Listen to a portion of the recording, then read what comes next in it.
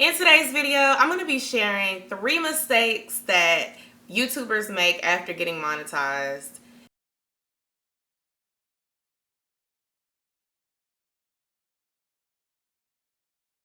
Hey everybody, welcome to my channel. My name is Yo-sha and I'm your go-to girl for all things real. At the end of this video, you'll know some things that you can do to keep your subscribers engaged, keep your supporters coming in, and keep YouTube recommending your content. These are some mistakes that I'm guilty of making, as well as some of my other fellow YouTube creator friends. So stick around to the end of the video. If you like what you're hearing, be sure to leave me a comment down below. If you're not monetized yet, you should still stick around and watch this video because some people start making this mistake before they even get monetized. The first thing I'm going to talk about is consistency. One of the biggest mistakes that I see after creators get monetized is a lack of consistency on the platform. And when I say this, I mean that I've literally seen people get monetized and fall off the face of the earth. You know, I've done this as well. I've been monetized for a long time. Let's see, 2009, it's 2021. Yeah, that's about 11 years of monetization. And YouTube has changed. Back in the day, prior 2017, YouTube used to recommend your content without you really working for it. And videos would get views that were in the thousands easily if they were, you know, getting hits based on how there was no algorithm before. Now you really have to be consistent and communicate with your audience and respond to your audience's desires with your content in order to be recommended. So for example, YouTube suggesting your videos is really what brings you success, because most creators' views are not coming from their subscribers. They're coming from people that are not subscribed, because YouTube goes in and recommends videos based on how subscribers and non-subscribers are reacting. When a video is published, YouTube will send it to certain people by putting it on their homepage, by putting it in their suggested, by putting it in the subscriptions feed if a person is scrolling. And if it's not getting a lot of hits, then YouTube will stop recommending the content.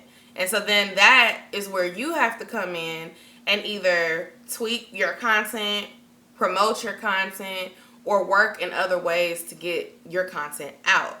And if you fall off the face of the earth and your content is not performing well organically with the responses from YouTube suggesting it, your platform starts to kind of lose its momentum. And so that is why it's very important to be consistent after you get monetized. And I don't mean just by uploading every week. I mean literally be consistent in studying your analytics, paying attention to what your viewers are asking. If they're asking you questions, responding to those questions with either an answer in the comments or a follow-up video so that they know that you're really here for them. When you get monetized, you may feel a little bit of burnout if you've been uploading a lot of videos, and it's okay to dial it back, but just don't ghost your followers. You know, imagine if your favorite singer, dancer, influencer kind of just disappeared on you for 3 months. You'd probably be concerned, but eventually you would have to go to your next best bet. You don't want to put your subscribers through that and they go to their next best bet, and when you come back, their next best bet has become their best bet, and now like you have to kind of fight for their attention again. I've had to experience that. There's been times where I took hiatuses, and I wish I would have known the things that I know now back when I was like 18 to 22, because my channel would probably be like up here. YouTube loves young people. I don't care what anybody says, but they do. YouTube pushes younger people. YouTube likes younger people because younger people have more time. Younger creators typically are not working full time. Even if they're in school, they just have the flexibility that older creators don't unless they work for themselves. Once you become a mom, a wife, you know, you have several kids, you have a lot of obligations, it's hard to be consistent with YouTube. And that's why you have to consistently make time for it. You can't just say, oh, I'm monetized now, I'm about to take a break, and disappear for 4 months or 6 months and then come back. Not only do you risk losing your monetization status, but your old subscribers will likely not be there to watch your content anymore. And I'm telling you this from experience. When I was going through what I was going through, I took almost a year off from YouTube. I came back, I started making content regularly, and the people that used to watch me were not there anymore. I did start to rebuild my platform, and I gained an additional 2,000 subscribers or more, but the people watching me now, quite frankly, are new people, aside from those that kind of grew up in my hometown or I went to school with them, family members. Those are OG supporters, but the OG stranger supporters, a lot of them went away because I wasn't consistent. And it's not fair for you to expect your subscribers to be there if you don't show up for them. And they're likely not going to be there. Now, of course, the bigger you are, the more different that is. People are more understanding. If you're really going through something real, they will care to an extent, but that does not mean they don't replace the attention with something or someone else. So I'm saying all that to say, continue to be consistent, continue to communicate with your subscribers, and continue to assess what is working for your channel once you get monetized. Now, my second tip for you all is to avoid placing a bunch of ads on your content and uploading super duper long videos after getting monetized. The reason why I say this is because you have to keep your viewer in mind. The average viewer is not going to want to sit there and click through 10 ads to watch your 10-minute video. If you upload a video that's over 15 minutes, trust me when I say it's hard enough to get them to watch 100% of your video as it is. If you start adding excess ads to the video, they're going to click off. I'm just going to be honest. I'm not talking about your best friend. I'm not talking about your cousin. I'm not talking about your day ones. I'm talking about the strangers. Remember, most of your views are not coming from your subscribers. Most of your views are coming from recommendations, strangers. When you post a video and it organically ranks and it organically reaches people that are interested in your topic, they have no investment to you. They're not a day one supporter. They're not even a subscriber yet. So the littlest thing can make them say, nah, I'm good. If you are rambling and you're just doing a bunch of random stuff and it's not really serving a purpose, they're going to click off the video. If you have this super long video explaining how to do something and you have an ad every minute or every other minute, that's a turn off to most viewers. Don't become transactional after you get monetized. I am in no way telling you that you shouldn't put ads on your videos, but what I'm saying is keep your viewers in mind. Be strategic, you guys, you ladies, you gentlemen. Like, do not just put ads on the videos because you're worried about your AdSense check, because honestly, if you start turning your viewers away, you won't be getting that AdSense check. You'll get some views, you'll get some accrual, and you'll be able to see that, but you won't be reaching your threshold because people are not staying on your videos. And if your retention begins to drop, YouTube stops recommending you, and it makes your views suffer. So keep your viewer in mind. Understand that YouTube can place about 5 ads on your video by itself, depending on what kind of ad settings you set. So like YouTube has been doing a lot of these non-skippable ads in the front and back of videos lately. It'll say like ad 1 out of 2. The first ad is usually not skippable. Then you have ad 2 that is skippable. Then at the end of the video, they do the same thing. And then sometimes in the middle, they have the skippable ads. I typically try not to add manually more than 2 additional ads. And I only do that if my upload is longer than, I would say, about 14 minutes. And that's because you can strategically place those ads in between tips, tea, whatever, where you know the person is going to want to stay to see it.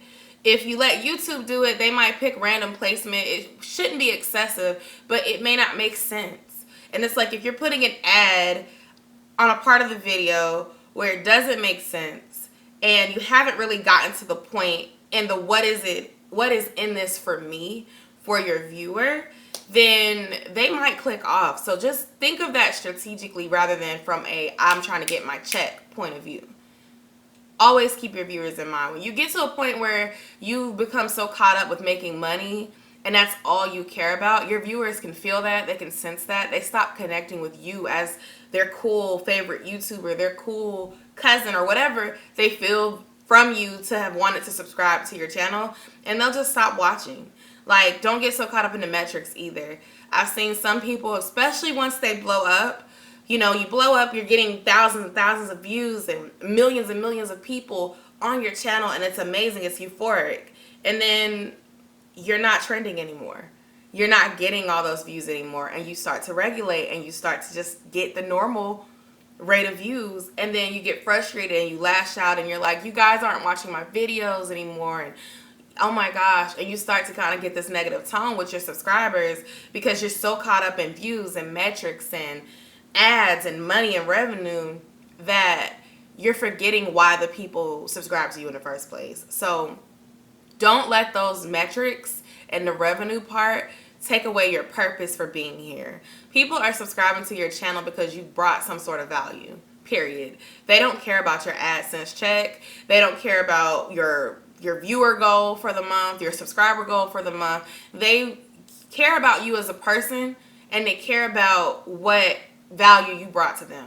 Whether it's that you cheered them up when they were going through depression, whether it's you taught them how to lay that lace front wig, whether it's you taught them how to grow their channel from 0 to 100 real quick, whether it's you showing them how they can save money and actually apply that to their life and it worked. Whatever value you bring, that's why your viewers are there. So don't lose sight of that because you're monetized now and everything has to be a check and everything has to be this or that. Instead, focus on that connection and building the trust of your viewers so that it gives you a loyal fan base that isn't going anywhere. Whether we're in the middle of a pandemic, whether we're in the middle of a crazy year like 2020, they will still be there for you because they see the real in you regardless. Now, also, remember that you can use your following and understand the needs and create some sort of revenue on the side for yourself. That is my next goal. If you're starting to see that you offer something that you can deliver on a personal level, that you can actually monetize, rather than waiting on AdSense, create that side hustle for yourself and promote it on your channel. I've seen so many creators do that, and they make so much more money that way than relying on Google Analytics. Look, YouTube is forever changing stuff, whether it's their monetization requirements, whether it is who can be monetized, how many hours you need, how many, what kind of content you can monetize, you know, it's things always coming down the pike, right? So you can't just depend on YouTube revenue to be your source of income. You're not going to make a living like that. A lot of real creators, smaller creators, struggle to hit $100 every month. That's the truth. And if you're not hitting millions of views, you're not seeing thousands of dollars. This is not your only source of income. You need to be worried about sponsorships, appealing to brands, appealing to the business side of this. Don't just see it as my Google check, because honey, when you get your first Google check, especially if you don't have the blessing of a viral video and just like an influx of people coming in at once, it's going to be about $100, give or take. Now, my third tip and my final tip is that you should be careful about switching your content completely without maintaining the content that is actually bringing your viewers in. Now, I am a big believer of opening up yourself to different ideas and exploring different options, because that can help you reach more people. The more things you try, the more opportunities you have to tap into a different type of audience. But if you gain 5,000 of your 10,000 subscribers by doing reaction videos and then you just stop doing reactions, understand that half of your audience may disengage because you're not doing what got them there in the first place. It's not to say that you can't change your content, but it is to say that you have to be considerate of what is actually working for your channel. You don't want to stop doing what works for you and then start doing something else that doesn't even relate at all. That's not going to work for your channel. And you don't want to hinder your views and your growth by doing something that your viewers did not really ask you for. Like I said, you can't limit yourself in what type of content you can do, but you don't want to just kind of stop cold turkey and don't give your viewers any warning. Like, communicate with them. Like, hey, you guys, I'm going to be doing something different. I'm still going to be doing X type of content, and you'll be able to see those videos on Fridays. But now on Tuesdays, I'm going to be doing Y type of content. And so when you do it like that, that gives your viewers an opportunity to still be able to be there for you and show up for the content that you love, or that they love rather, but they can still consider showing up for this other content that you're about to bring to the table. And who knows, it could be a win-win. You may end up getting some of the viewers that love content X over to content Y, and then also tapping in some people that you've never had on your channel to really grow. But when you just kind of stop doing something, no explanation, you're still getting questions on those older videos. People still want to know, like, hey, what happened to this type of content? And then you just stop doing it for a long period of time, you end up losing views. Like, I know for me, that was one of the things that I had a mistake of doing, because back in 2015, circa 14 to 16, those years, I did a lot of advice videos, relationship videos, prison relationships, baby daddy content, and those videos blew up my subscribers. They blew up my views. Those videos still get views to this day, and they're older content. Unfortunately, I didn't realize and click until 2019 and 2020 that, hey, I need to continue doing that content, even though I'm not in that place anymore and that's not what I'm dealing with anymore. My viewers were still interested in that. It doesn't mean that my content has to be the go-to place for prison relationship talk, but there are different ways to tap into that. And in fact, one of my favorite shows that I've been watching for a couple years now is Love After Lockup and Life After Lockup. Now I'm getting to a point where I'm starting to kind of engage with that audience and do reactions and kind of commentary about that. So no, I'm not talking about my personal situation, but from experience, I can give feedback about Love After Lockup. And now I can still tap into people that are still interested in that content, while also delivering my other content about hair and lifestyle and weight loss and, you know, my melting pot. So get creative, think of ways that you can tap into new things, but don't forget the people who got you to where you were. And that was just one example. I've always done a lot of different things on my channel, so switching up the content is not an issue for me. Like, another big area of my channel is piercing content. I stopped doing that, but that was my first ever video. I have two actually that went viral. I'm talking 100,000 views viral. And I just kind of stopped doing that content in 2016. So now I've brought it back, and I realized, like, those videos still matter to people. So I'm trying to incorporate what's really working while also doing new things to tap into more audiences. So that concludes this video. If you have any questions, please drop them down in the comment section down below. If you would like a part 2 to this video, also let me know that. I want to say thank you so much for watching. Be sure to subscribe to my channel, and I'll see you in my next video. Bye.